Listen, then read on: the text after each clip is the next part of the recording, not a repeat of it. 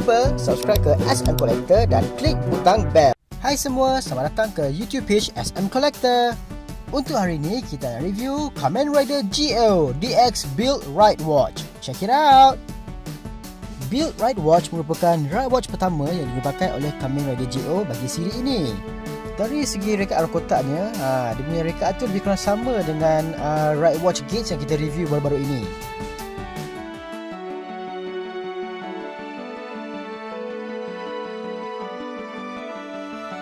Dari segi rekaan ride watch ini, seperti yang anda lihat, dia sama juga seperti yang ride watch sebelum ini.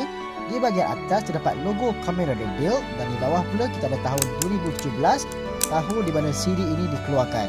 Bagi perbandingan warna pula, untuk Kamen Rider Build, dia punya bahagian tepi merah ni dia lebih terang berbanding Kamen Rider Gates yang merah dia lebih gelap.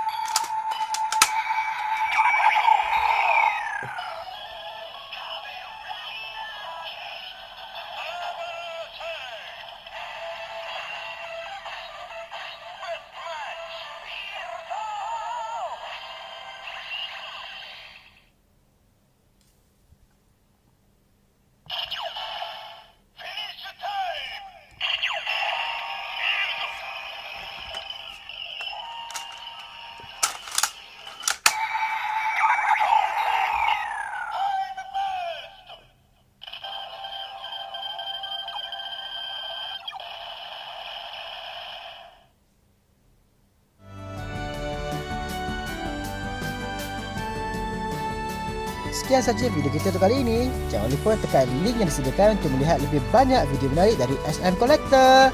Bye!